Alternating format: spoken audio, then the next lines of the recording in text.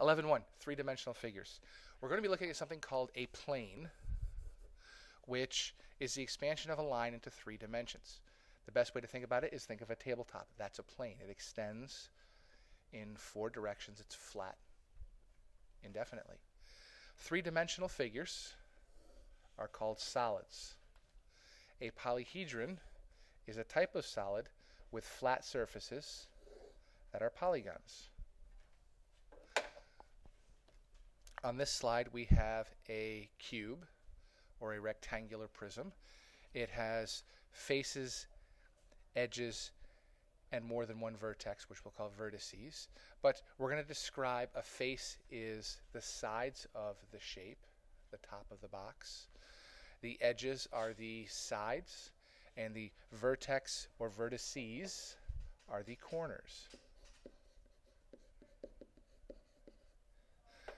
And today you will have to label faces, edges, and vertices on various shapes.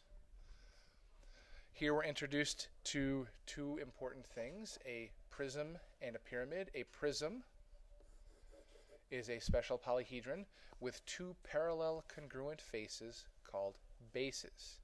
So if you were to think of the paper box that we looked at in class earlier this year, there are 2 parallel congruent faces called the bases. That would be the top of the box and the bottom of the box.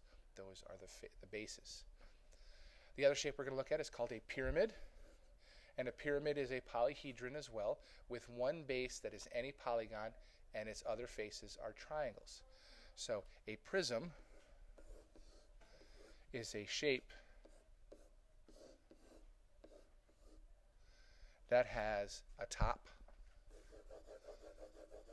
and a bottom that are parallel to each other. A pyramid is the same sort of shape, but instead of having a top and a bottom, it just has a bottom, and the top comes up to a point, just like the pyramids in Egypt. This slide has different types of polyhedron, the number of bases, the type of base, and a picture of the shape. I couldn't find pictures for a triangular prism or a triangular pyramid. I couldn't draw them, so they're on page 557 in your textbook. So noting this board is an important thing. So pause this and copy this down. Skew lines are lines that are neither intersecting nor parallel. Sort of an interesting thing to note about a shape. If we have a rectangular prism like such, skew lines would be this top edge and this bottom edge. They are neither parallel, nor will they ever intersect. Your homework is on pages 559 and 560, problems 9 through 20 all, and then ahead to 22 to 25 all.